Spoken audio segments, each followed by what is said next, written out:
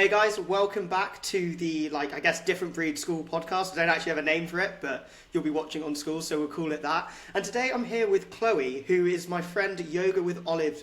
Well, actually you all know Yoga with Olive because they've done videos for the school. So this is Yoga with Olive's coach, and they have told me loads of great things about you. Then I followed you on Instagram. I'm talking to you now, Chloe. I realise it's been you for everyone. Then I followed you on Instagram, and I just think the stuff you're talking about is really cool. I think, especially as I have so much respect for Olive as a coach, and they've got a lot of respect for you as a coach, it just made me really interested to kind of see what was going on. And obviously I dropped you a message, said, do you want to jump on and do a bit of a chat? And you said, yeah. So this is our first time of meeting, your first time of meeting everyone in the school in a way. So yeah, hello, welcome to the chat. And I mean, first things I'd just like to ask, do you have a way you like to introduce yourself, or do you want to introduce yourself? Who are you?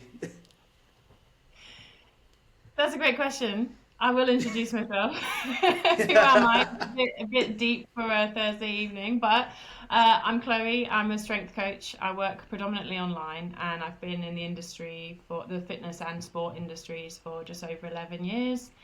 I mostly work with my clients remotely one-to-one, but occasionally do small group stuff or classes as well, just get socially integrated with bigger groups of people again. But my journey has transformed from sort of elite sport like projection and performance to injury to chronic pain and sort of moving through that. And I work now with a lot of people, having also been through a lot of these experiences myself. I work with a lot of people who deal with chronic pain and either undiagnosed or chronic illness, and figuring out how to integrate movement in a way that feels safe, embodied, empowering, exciting. And I just vouch for movement in, every day and every moment of every Yeah. day. Like, that's kind of who I am and what I'm about. And yeah, that's kind of the work that I do.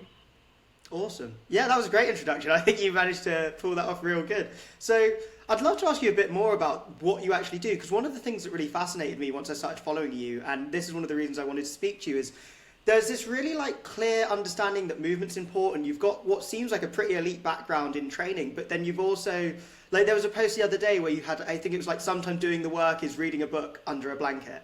And I think that's something that gets so missed by a lot of people, especially I've done it myself when I was a bit younger. I'm still pretty young, but when I was 21, I would just push through, and eventually you just learn you've got to relax a little bit. But clearly you're working with people who are dealing with quite significant things, and be able to manage that is pretty important. So how did you kind of come to these conclusions around training, and what was that process getting there like for you?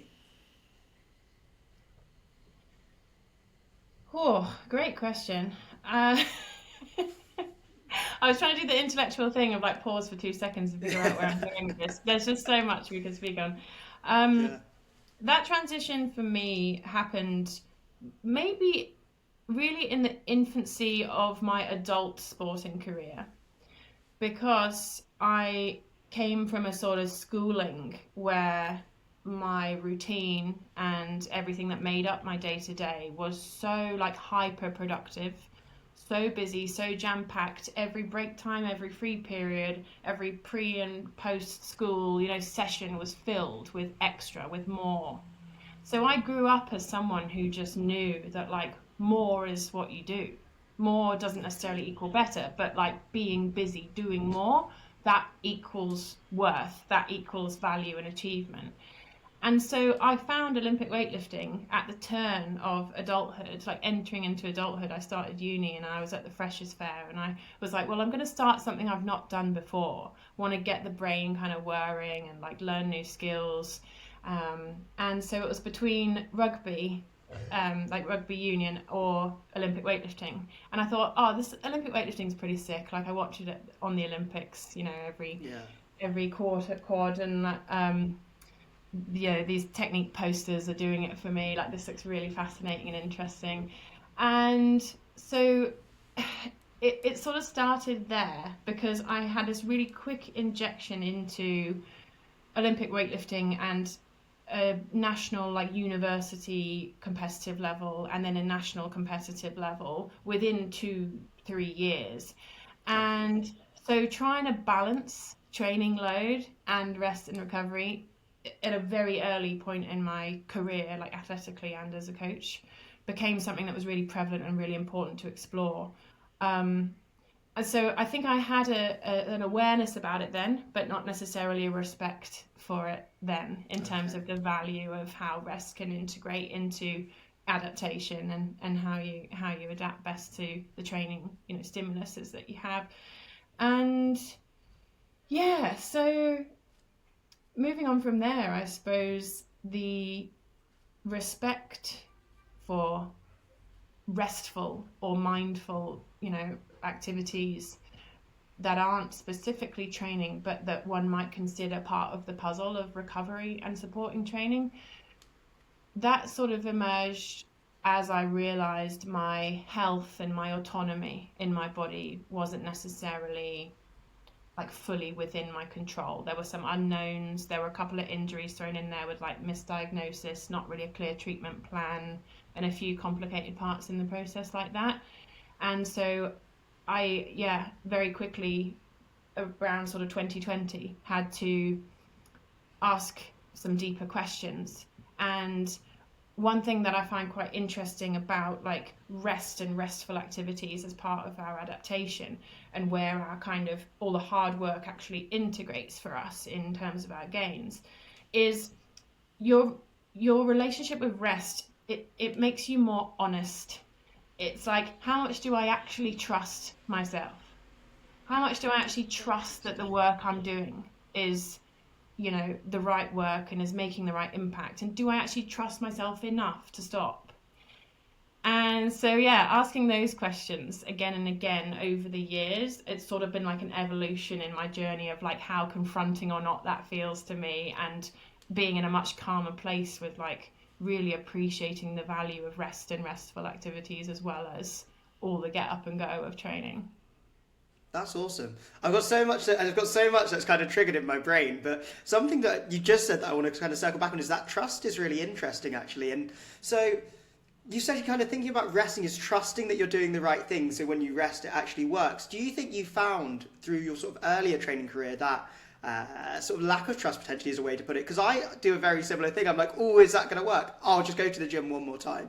I'll just get that extra set in. I'll just give myself that stimulus. And I think that's how I injure myself all the time. I jammed up my ankle again because I've been coming back from an ankle injury, and I went to go and see if I could do some flips again. And really, I should have done maybe 5 and gone home.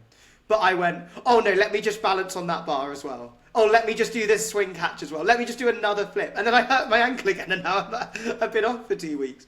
So did you have a point where you were just doing more and more and weren't trusting yourself? Or was this something that you kind of were forced into by a coach? Or, I mean, I'm kind of just yabbing here. Do you know what I'm asking though? Hopefully it made sense. Yeah, it's really interesting. So, like in my early athletic career in Olympic lifting, when I was kind of competing for a few years, I thought, like, my experience of pain and sensation in my body during that period, we're going back to like 2014 onwards. I thought, my understanding of pain and sport is that it's just part of the picture. So I sort of just like, from a less informed place, just thought, oh, any pain I'm experiencing that's interrupting training, that's interrupting my focused attention, my mental capacity, my mental practice. Like, I just thought, oh, this is just something I have to deal with and adjust to, because that's just sport. So from that perspective, that wasn't really on anyone else. That was just like a lack of experience and exposure and awareness from my side. And so, with that in mind, I kind of worked through years where I had pretty extended bouts of chronic pain, like early in my career. And then it was more of a, not even a gentle nudge, but like a firm fucking elbow to the Okay. ribs, when in 2020, I just had like a freak training moment where some flooring in my friend's garage slipped, like stretched under my Oh, foot, and my no pelvis way. all kind of like came sort of out of alignment, or like nothing was sort of like supporting me. I was like a split jerk with 95 kilos in my mate's garage. And so I felt this thing go, and I sort of like held the lift and saved it. And I just was like, wow. And that's all I said. And then I was like, oh, okay, well, these things happen, these sensations happen in my body. Like, it's nothing more. dangerous or like anything I'm perceiving is more crazy than normal. So I guess I'll just crack on with the rest of my session. And so I did the rest of my session, like 60 kilo squat cleans and loads of pull-ups and loads of whatever. And that sort of led to the onslaught that became a really acute injury. And that was the elbow, like that I said, that was like not even a gentle nudge. It was like, Chloe, fucking stop for a minute. Like, are you gonna start listening to your body or are you not? Yeah. And so it's like a bit of a reality check, because it was, by all intents and purposes, like a freak incident. You know, when you learn the Olympic lifts really well and you have this kind of rounded understanding of your outcome goals, you know, internal cueing, what your body's doing, there's actually really minimal room for error or injury.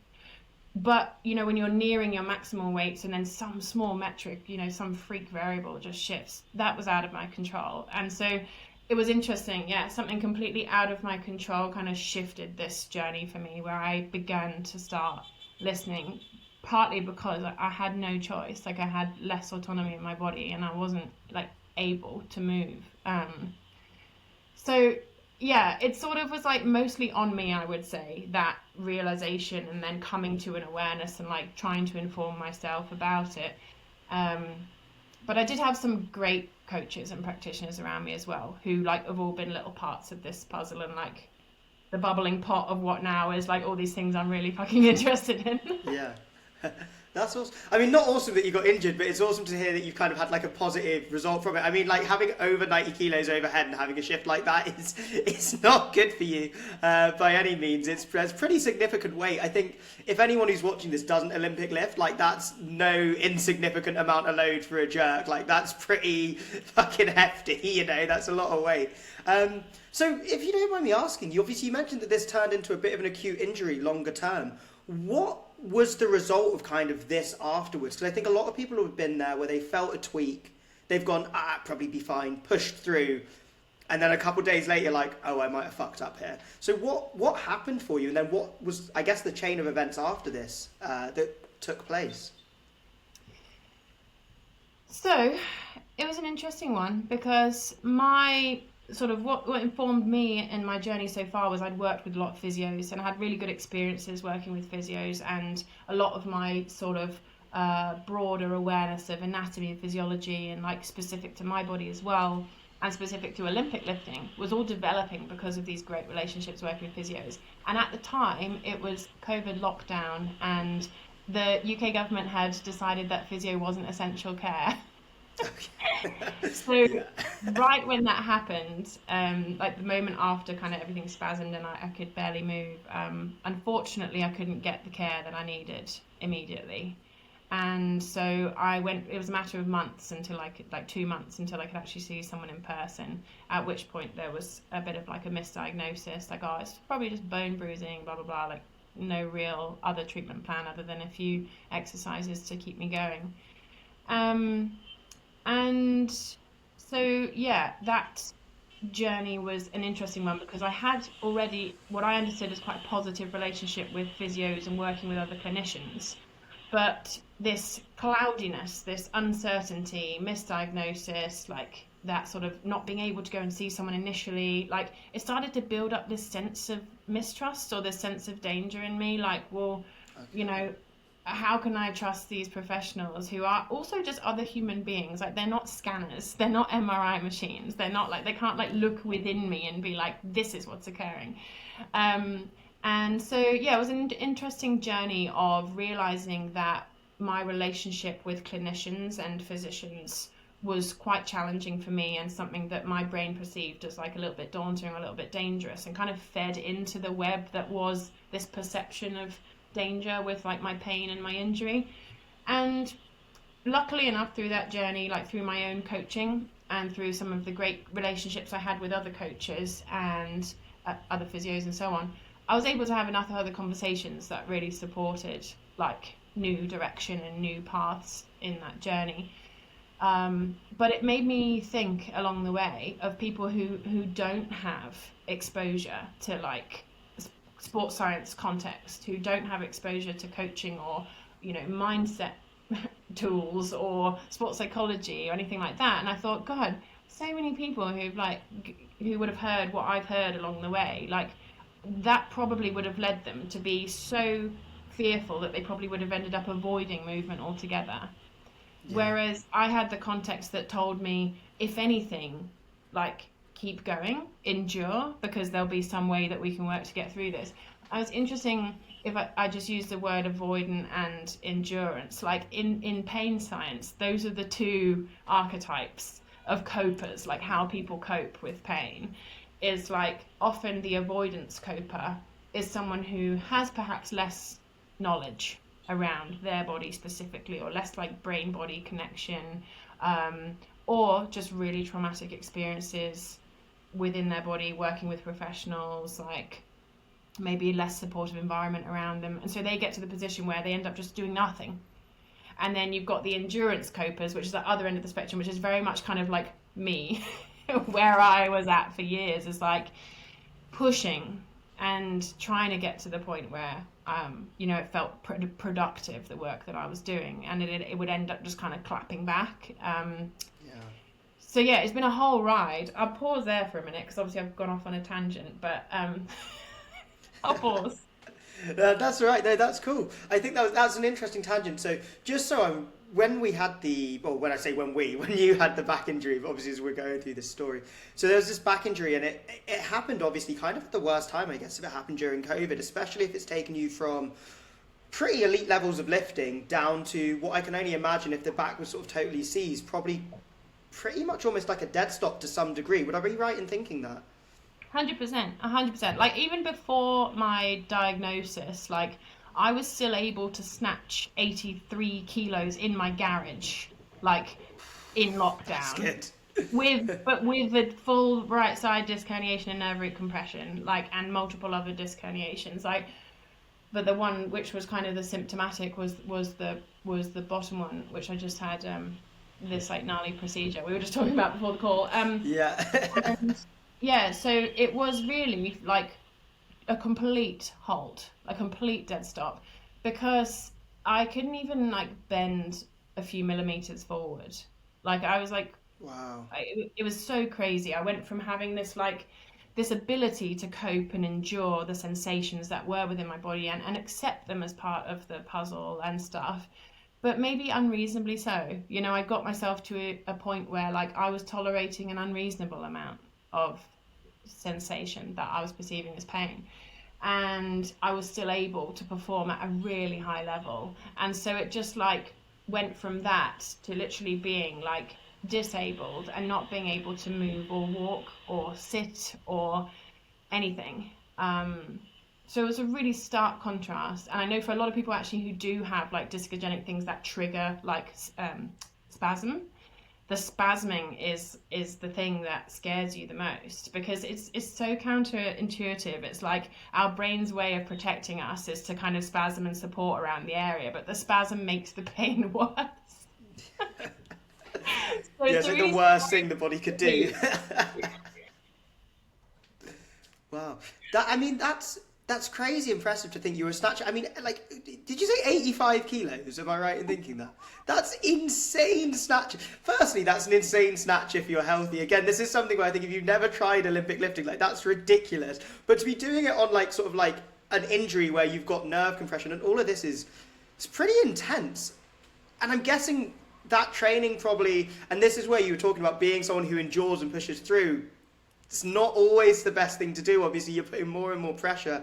And actually, if we come back to that idea of maybe you just needed to trust that resting was the right thing, or trust that a little bit of movement, not giving it all of that, you'd stay just as strong. And it sounds like then obviously this got you to a pretty, I mean, you described it as disabled. Obviously, if you can't walk, if you can't get around, that's functionally how you're living, which is a really difficult place to be in. It's really scary and really painful. And then you're being left without the ability to really see treatment. And that's a really hard spot to be in. So mentally, when you were experiencing that, what was that like to manage? Obviously, you've mentioned that you've had the context and you've got these good conversations to have, but a lot of that can often, at least in my experience, feel very external, even though you know it. There's this real deep-rooted fear that kind of takes place in an injury. Like, where were you at mentally coming from this level of really significant performance to be able to train like that to I mean, again, like you said, disability essentially. Yeah, it was a really jarring shift, and is something that I try to speak about a lot because on all levels of that spectrum, whether you were like pushing an elite bubble or not, and just like training in a sport specific modality, you can still simulate that, a lot of the psychological and the sort of relational aspects of sport, whatever level you are. So many people go through that shift like that I've been talking to recently. And it really was jarring, it was very challenging, and it was a really intense form of grief which started at that point. Or perhaps it kind of started just before because I was dealing with like bouts of pretty severe like chronic pain.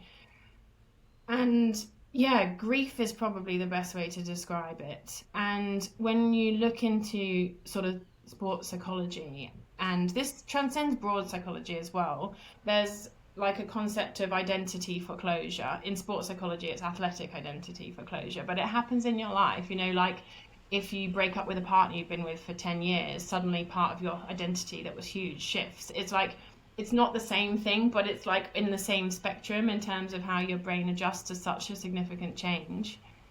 And so it really was a moment that was a bit like identity crisis.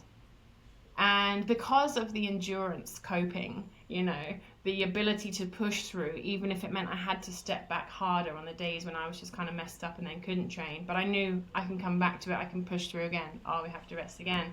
There was still part of my brain that like clung onto that, but like you said, being that endurance coper or the avoidant coper, like both you form kind of maladaptive coping mechanisms. Like it's not optimal to be either end of that spectrum. And so it was really challenging. It was also quite challenging because my partner at the time and friend who I invited to live with us during lockdown, like I'd converted my garage into a gym, and they'd go into the garage and train twice a day, both of them. And then I was there like, Yeah. Twiddling your thumbs, like hearing the weights hit the floor. yeah.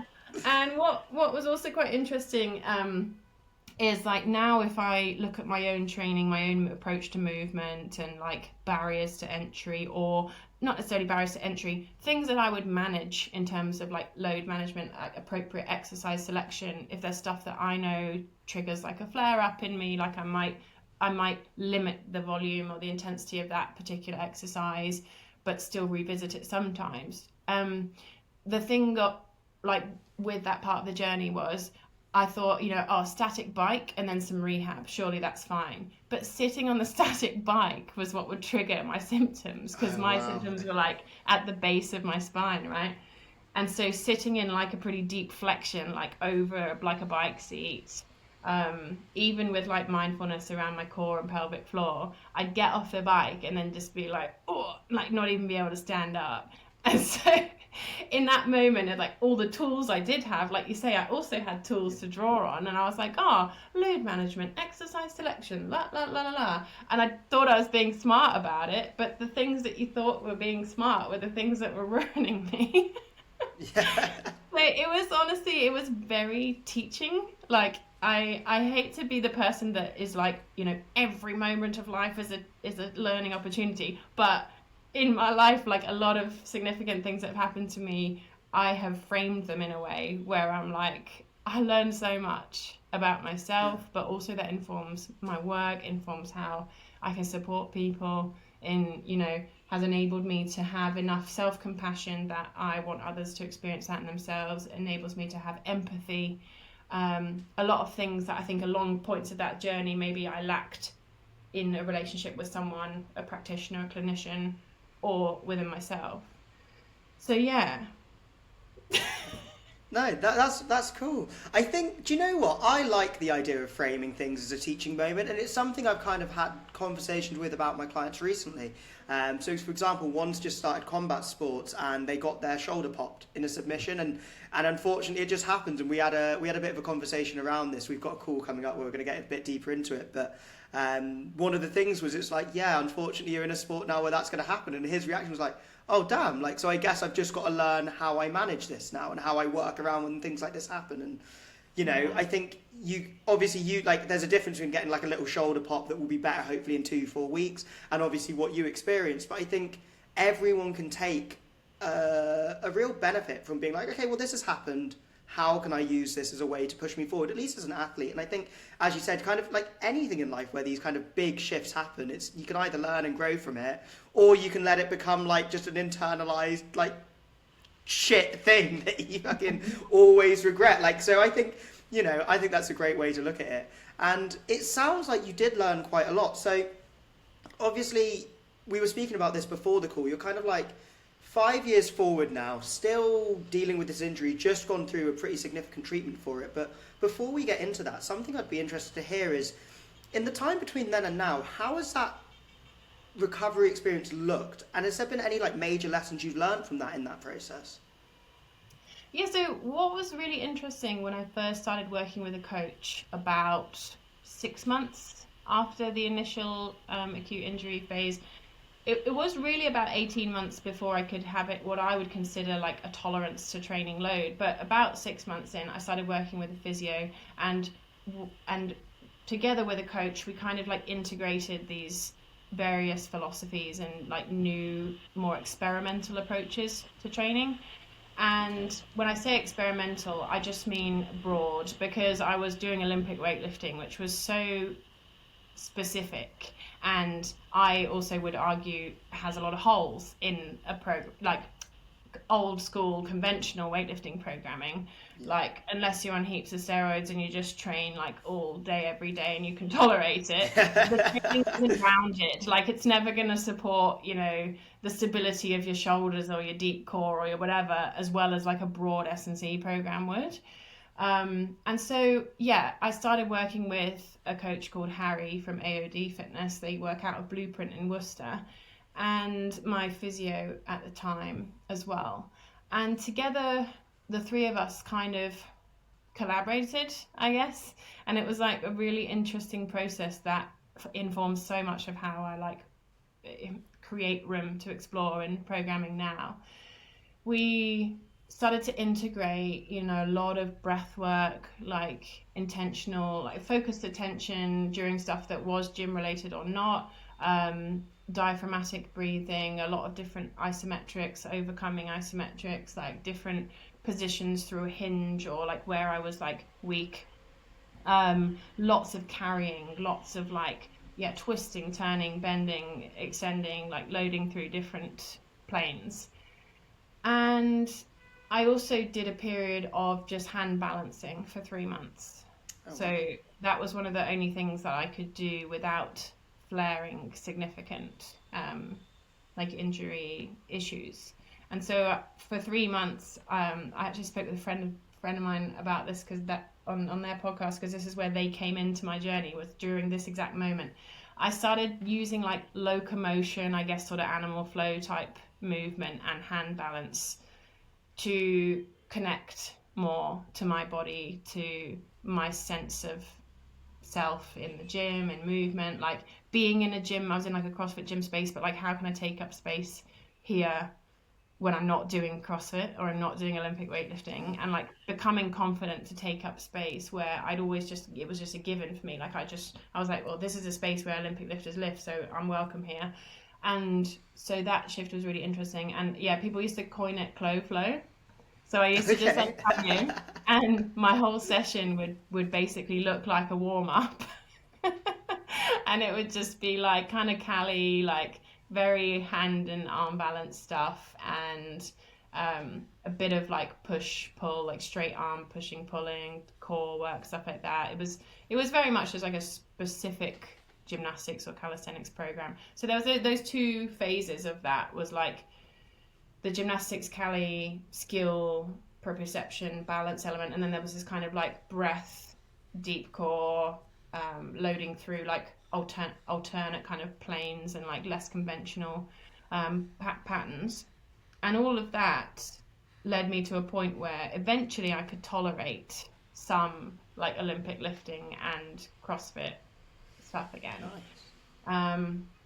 And I did kind of still have a bit of like a hangover from the echoes of like the level I was before, and then the kind of people in my network and the people at the level at which they were competing as well, the fact that they would want me to potentially like recover to a point where I could compete with them, or there's like a bit of bouncing around of like, well, what are actually my goals versus what is everyone else's like goals or expectation. I was a bit like murky and lost in that for a while, so that was probably one of the trickier parts of that.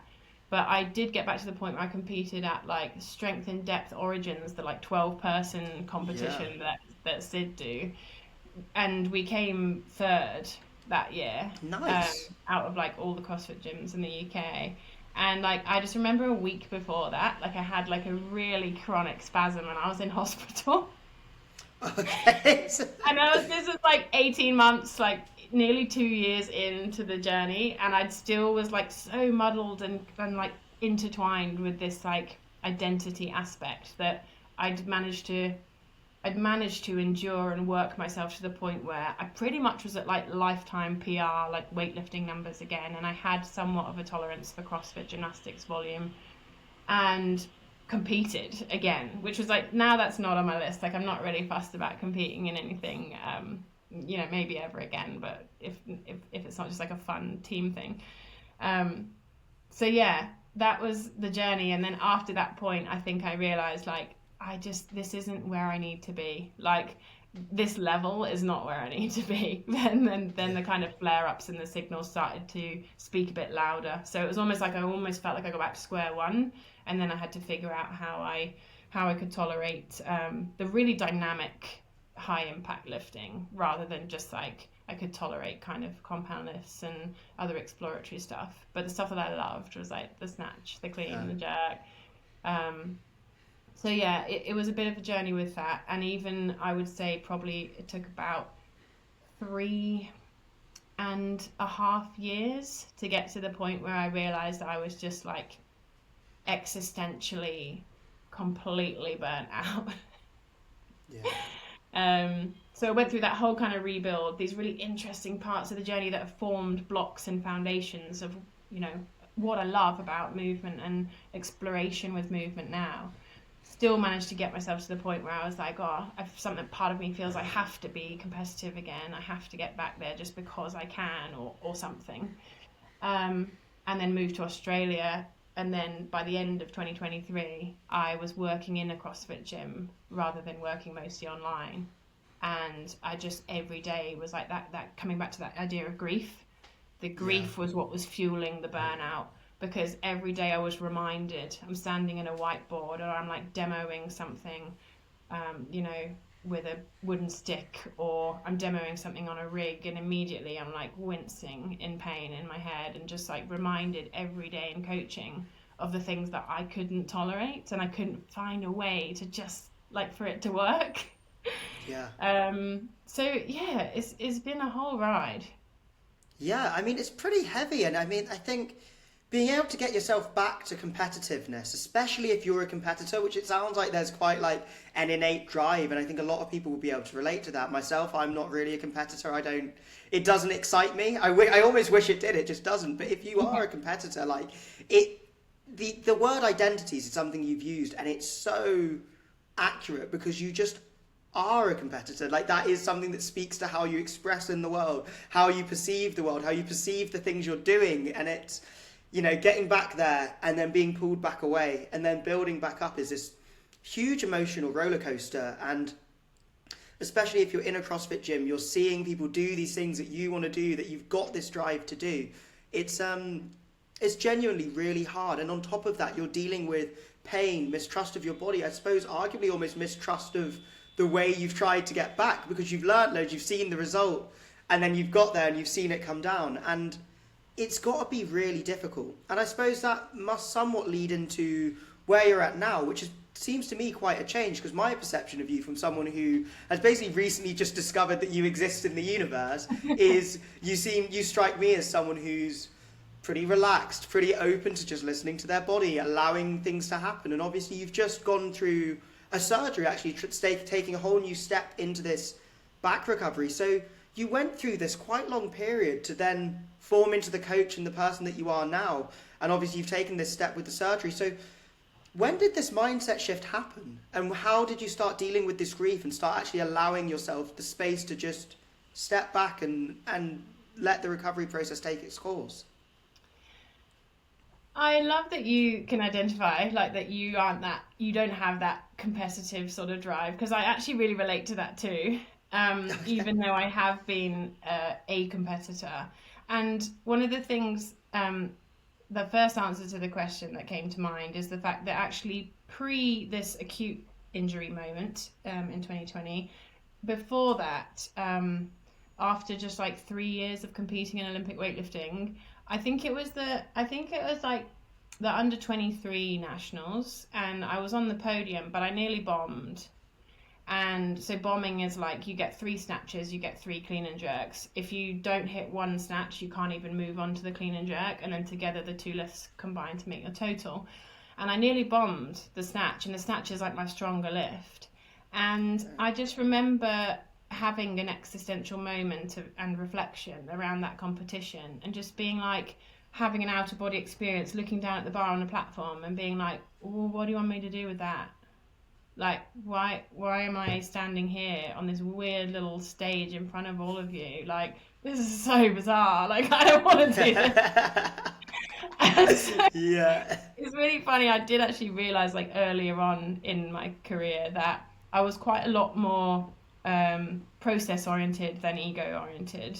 And so that's another, like, sports psychology kind of principle, is like all of us have this like flowing balance between being process or task oriented and ego oriented, and it fluctuates over a lifetime. Like, it's never going to always be the same. We all change.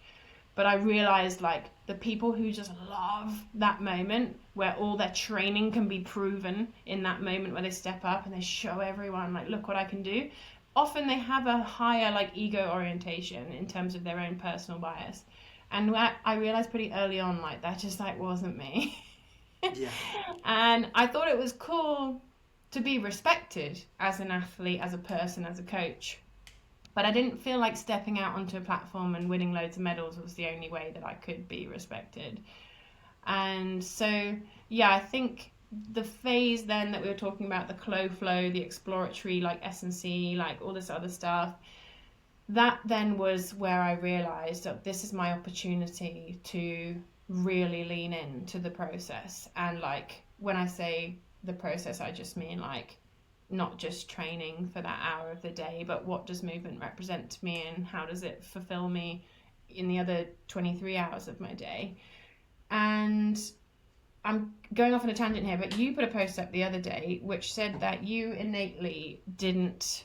What did you say? Not that you weren't competitive. You said that you didn't enjoy training.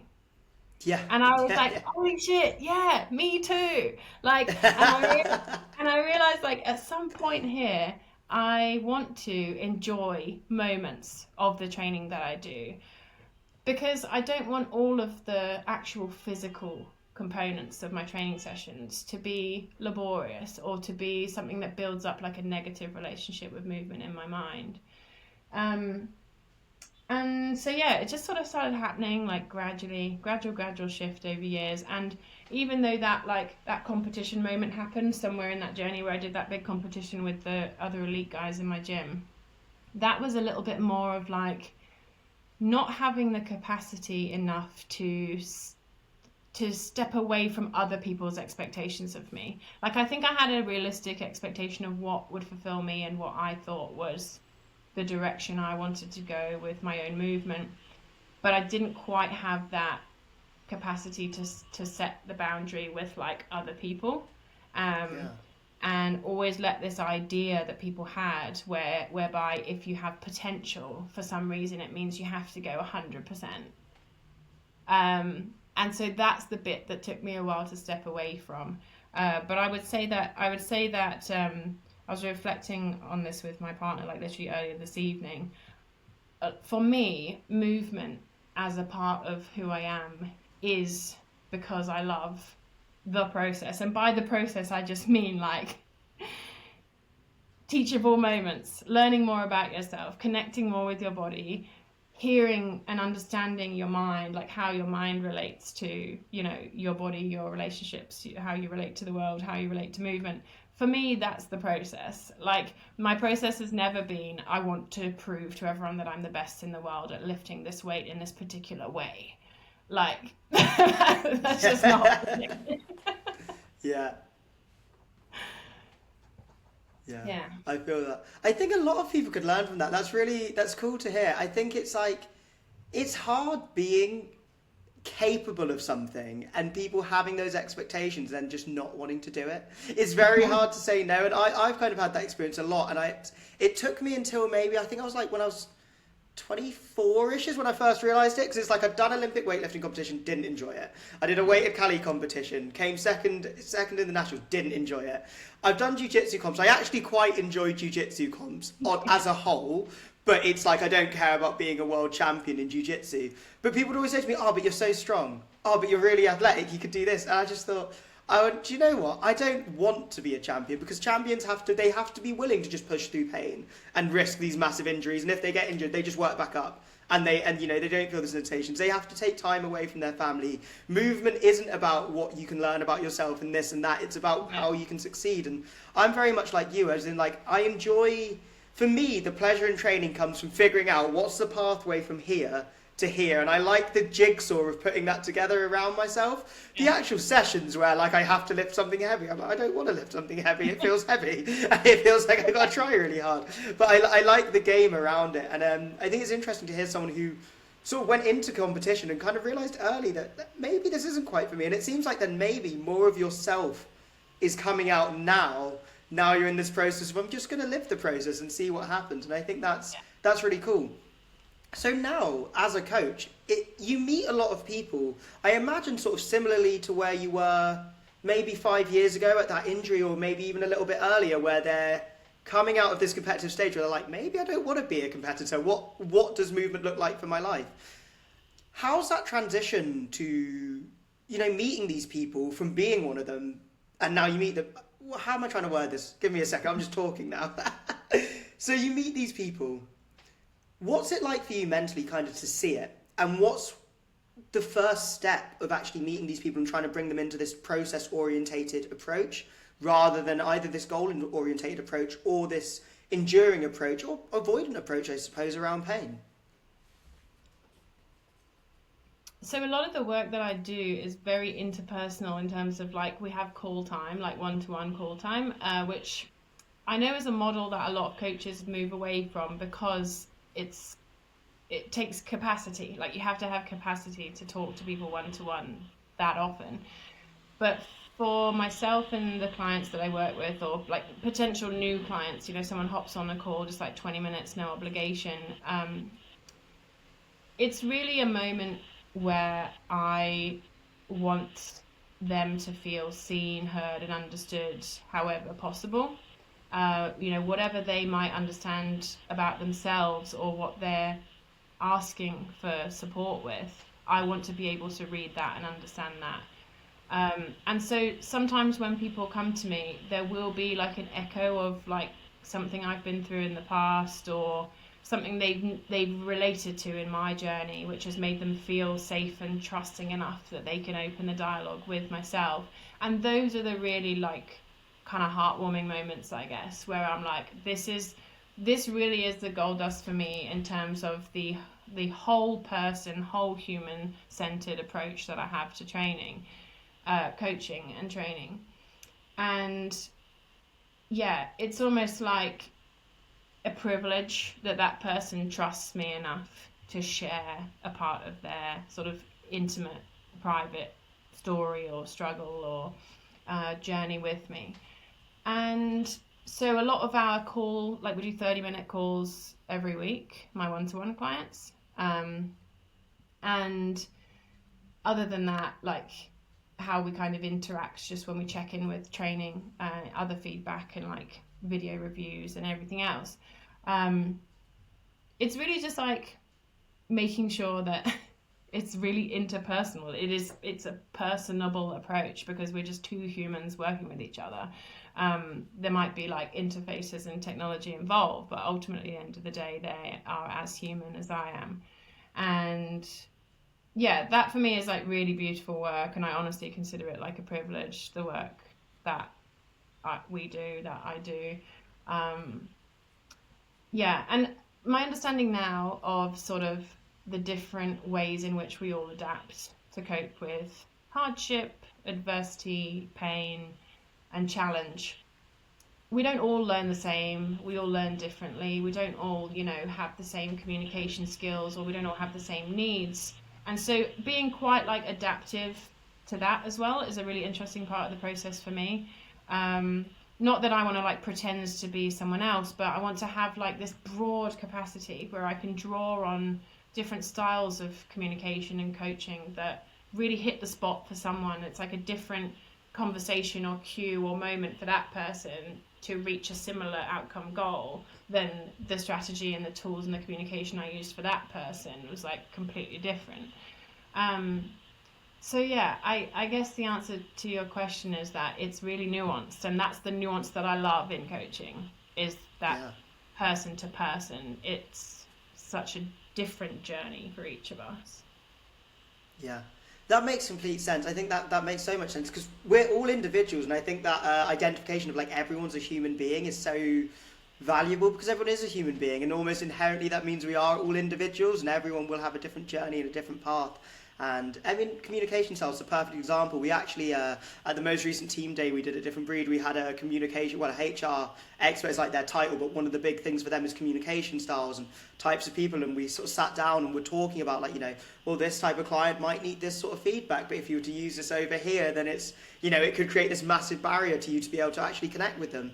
And it's all these interesting things. And I wonder though, do you see any consistencies between people who seem to get themselves into not I don't want to say get themselves into chronic pain because that's not really the way to word it, but people who are maybe dealing with chronic pain and are struggling to find a path out, or they are someone who's essentially, and I mean I've done this myself, got themselves into these chronic injuries where they've just refused to stop training. Do you ever see consistencies with either personality types or maybe internal dialogues that people have given themselves that then you have to come into break, even if that looks different to how you break that cycle in every person? Yeah, there's a few lines of thought that I have. One of which is on a sort of cultural, systemic level, like the last thing you mentioned, like how people have sort of learned to talk to themselves or cope with things privately or not ask for help, or those sort of things are almost like systemic in, certainly in like the culture I grew up in. There was an element of like, if you're struggling with something for some reason, you just had to figure out how to fucking deal with it. Like you didn't really necessarily have the right guidance or structure. And coming to work with people like that, they are often like hyper vigilant, hyper independent individuals who are incredibly capable of doing their work. They have a blooming career, they have this capacity to kind of cope and hold all of these things. And often those people have perhaps an awareness and an ability to shift, but not necessarily a willingness, because they've learned so much safety in how they've learned to hold everything on their own. um, that shift into being a little bit more vulnerable and sharing in that work with someone else can be a barrier. That's sort of one type of person that I come across quite often, and that is a really interesting journey that takes a long time to evolve. I can think of a client off the top of my head who is a like criminal attorney, and Okay, serious stuff.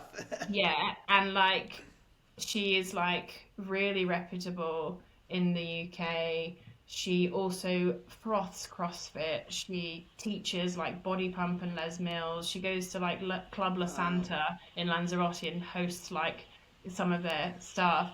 Just like so busy, so capable, but also so tolerant of all of these various stresses. And we worked together for years, and actually on and off for years. We had moments where there was like really acute injury phases, and at one point we stopped because of one thing or another. We started working together again, and that was like a journey where I was really grateful that she trusted me to come and work with me again, and I could see this huge shift from who she was and how she spoke to herself, about herself, or how she allowed herself to sit with discomfort or not, or move through it, or how she allowed herself like kindness or self-compassion. Like it really just shifted over a course of like 2 or more years. And the other thought processes I had was that the more research I do into it, or the more sort of statistics I read and things like that, in terms of pain dismissal, in terms of pain diagnosis or pain dismissal, neurodivergent folks, as well as those from like more, particularly in Australia, from like more rural areas or like lower socioeconomic areas, like those are the people that will find, and also surprisingly young Australians. I think it also applies a bit to the UK. I can't quite remember the statistics off the top of my head, but those people will also face like discrimination and or like bias in terms of when they go with symptoms with an explanation to someone and they don't necessarily fit the textbook criteria, and so the dismissal rate is much higher for neurodivergent folks or for folks from lower socioeconomic backgrounds than others.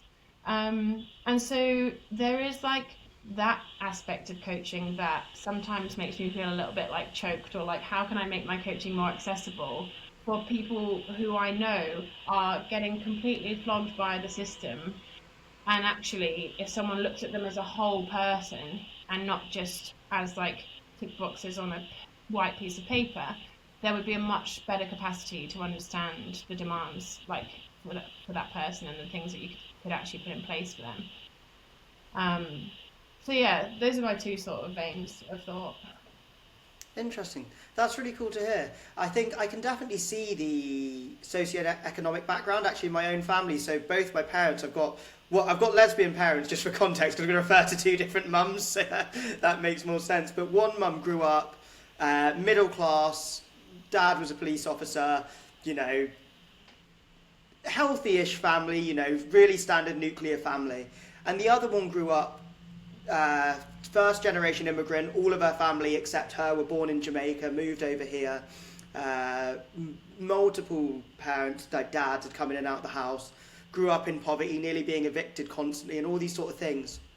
And then what I can see later on in life is the one who grew up in poverty has dealt with chronic pain. They've had multiple cancers, they've had surgery, they've been dismissed by doctors on plenty of occasions where it's kind of just been like, well, you know, yeah, it'd probably be fine. And then it's turned out to be something. And that I can only assume is probably because she's black, because she potentially came from a lower working class background at the start of life, she's brought herself up by her bootstraps pretty fairly. But the other one, on the other hand, who grew up middle class, has pretty much no medical issues that we've had up to this point. Always had very positive interactions with the medical profession. And you do really see those big changes between people in those socioeconomic backgrounds, which I think is such a shame. And it's cool to hear that someone like yourself in that kind of education space is thinking about that as a way to kind of reach out to people. And I think on the flip side of that, you also see people who are really driven. So my mum, who grew up with the poverty, now works in anti-terrorism, very serious job, constantly like getting calls, something kicks off, she's on the phone trying to sort these things out. And while she's gone through all of these, she just almost doesn't react to it in such a way that is almost incomprehensible to me. It's like she's had multiple cancers, still got one which is slow growing, like all these different things. And I remember I said to her, it's when I was 16, I went, how do you just not get bothered by it? She goes, you just get on with it, don't you? And it seems so similar to those kind of like high functioning people that you mentioned, which I think is just, yeah, I can really see those two elements of the things you're speaking about there. So I think you're sort of bang on the money of that, which is really interesting. Yeah, But I wonder how much of it comes down to like, have you in your sort of coaching or research come across the term allostatic load? I have. I'll be honest, I don't know much about it. So if you fancy educating me a little bit here, that would be great. I didn't have too much education in terms of like, being able to reference you specifically, but it refers to, if you imagine like a biopsychosocial model, like all of the context that is one human and their various stressors and entry points for stress, be it mental, emotional, physical, environmental, social, existential. all of those aspects of a human, there'll be some like varying level of stimulus and stress at some point in life that's like creating this kind of flow. I think of it like a pie chart, and then like Okay. one thing's kind of a bit exhausted and then the other one's a bit more full, and it kind of just like flows like this. And I wonder, going back to like the context you described with your parents, so like my mum, for example, solo parent, like didn't do the nuclear family thing, tried to had a really successful career as a solo parent, as an independent woman, but faced quite a lot of discrimination, was considered clinically obese and had like health issues, a lot of medical dismissal. Like there's all these various things that are like intersecting and adding what is allostatic load means. Like, you know, people think that training stress and physical stress is like one of the only things that kind of tires you out or like increases your risk of burnout or mental health issues. Allostatic load refers to like the whole human, and that all of these variables, are stress.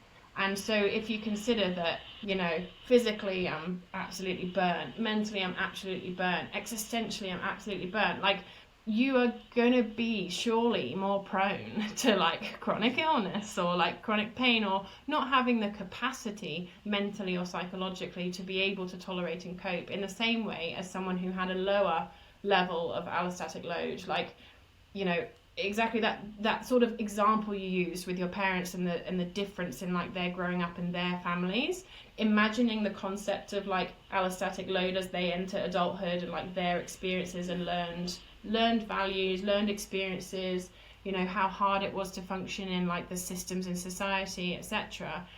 That must have a bearing on people, you know, on the human body and mind, and like people's tolerance to be able to cope with things that sort of then transmutate into like illness or other stress. Like, so no, that's why I was asking. But yeah, allostatic load is something definitely to be mindful of. Like, you know, we're not just flogging ourselves in the gym and that's the only way our body interprets stress. Our body interprets stress from everything, from the conversation we didn't have with that friend we hadn't spoken to for a while and we feel kind of anxious about it. Like, the longer that stays in my head, the more that's going to burn a hole in me. I'm going to be stressing about Yeah. that. Like, you know, the fact that there's like $60 in my bank account and I don't get paid for another 5 days, like, oh god, like, oh, that is all stress. Yeah, 100%, 100%. I think that's so important to understand as well. It's something that I didn't really get when I was like first getting into training. It's something I actually mention to my clients a lot now. Like recently had a client who we just scaled back their training loads and they started seeing loads of results, but they're such a driven human being. They work a real high pressure job. It's really intense. You know, sometimes it's 14-hour days, and then they wanted to always train on top of it, and eventually they hit this burnout point, and they'd gone through a few burnouts, but they hit one that was just so severe. Injuries had started racking up across the whole body, and we sat down and they were like, I need something to change. And we came to the conclusion, let's just pull back. And as soon as the training load came down, the allostatic load, we can't really manage the stress of your job, like that's just your job. But as soon as the training load came down, there was enough space that suddenly recovery started happening, and then skills started going back up, injuries started disappearing. The pain that had been here for 6 months just slowly ebbed away. And I think thinking about generalized load and allostatic load is just so valuable and so important, and something that a lot of strength and conditioning coaches don't particularly consider. So I'm glad you brought that up, and it's great to hear you talk about it. Obviously, I've been yapping your ear off for a while now, so I won't keep you much longer, but I'd love to ask, just before we leave, have you got any core tips you can give to people who are maybe dealing with chronic pain, they've just gone into an injury, or maybe they just, reflecting on how they have experienced, because your journey is awesome. You've gone from elite athlete through injury back to elite, through injury back to this change in mindset. And maybe they're kind of looking at themselves and they're seeing, oh, I'm at this stage, or oh, maybe I could learn something from just going more process orientated. Do you have any tips, any like things that you just would want to leave someone to just say, like, go and think about this, go take this away and see what difference it can make? So this is a great finisher. You will have pain in your body when there is more credible evidence of danger than there is credible evidence of safety. That's pretty much it. But what I mean by that is, if if you want to like inform yourself a bit more about like what is pain, or like what's the actual science of pain, like what is this thing that I'm interpreting from my body, like what are these signals that my body's trying to tell me, the up-to-date sort of pioneering edge of pain science pretty much tells us that when we are interpreting pain, it's because a lot of our context, if we have like a danger in me side and a safety in me side, all of these things on the danger side are kind of like ebbing over, and meaning that we're tipping into our chronic pain levels, whereby if we can build a sense of safety and a sense of trust with ourselves in multiple contexts, but also with other things, our environment, our relationships with clinicians and physicians, our relationship with movement, our relationship with particular movements, maybe like trigger movements that used to set our flare-ups off or stuff like that. Readjusting relationships with things and creating a new narrative, creating a safer relationship with more things will buff out some of that danger shit and mean that you end up having more trust in your body. Will you ever be pain-free? Maybe not, but pain doesn't necessarily equal danger, and it certainly doesn't necessarily equal danger in the tissue. It's the danger that the brain and the nervous system perceives to your body and your experience. And so it's a really gradual process that takes time. It takes a little bit of like intentional work with your coach or with your physio or with talking to friends about it more, like maybe journaling or doing like mini moments of like focused attention or meditation type thing. But gradually over time, if you encourage relationships that equal like safety in your mind, you will have a much more healthy relationship with your pain. Awesome. I think that was perfect. That was a really, really good summation there. That was great. Yeah, that was an awesome conversation, Chloe. Thanks so much for jumping on here with me. What are your socials if people want to go and see more from you? I know you've got a few, you've got email list, you've got Instagram. Should people go just to kind of check out what you talk about and what you do? Yeah, I would say probably Instagram. I'm Chloe S. Ralph Coach, and I've got a few links in my bio there to like free resources, a few like mobility guides, things like that, or Snatch Warm Up and Mindset ebook, which are all free, no strings attached. But if you opt in to my emails, then you'll join the email list. Otherwise, you can also just opt into my email list. The emails function a little bit more like journal type reflections, a bit more of like some of the stuff we chatted about today. A lot of it's not necessarily stuff I have space to talk about on my Instagram or in my content. So the emails are called Letters from Chloe, and it's genuinely not a sales funnel. It's pretty much like me just journaling stuff that I'm interested about or stuff that's happened in my life, and then how it informs my work, or like giving people little insights or little gentle motivation. And my website's on there if people want to have a nosy as well. But yeah, Instagram's probably the place to start. Wicked. All right. Well, thank you so much for coming today. That was wicked. Thanks for inviting me.